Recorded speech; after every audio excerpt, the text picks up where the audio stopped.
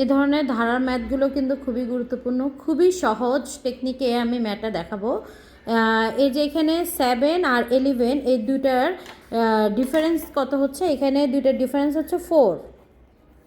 11 15-এর দুইটার ডিফারেন্স হচ্ছে 4, 15 আর 19-এর ডিফারেন্স হচ্ছে 4।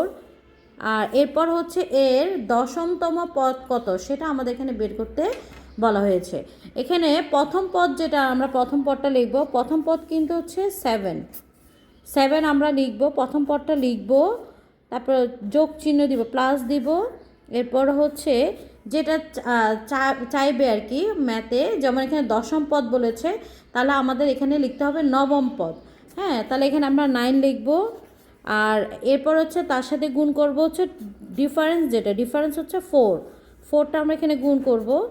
তাহলে এখানে আমরা লিখব যে 7 প্লাস আর 4 দিয়ে যদি আমরা 9কে গুণ করি 36 আসে।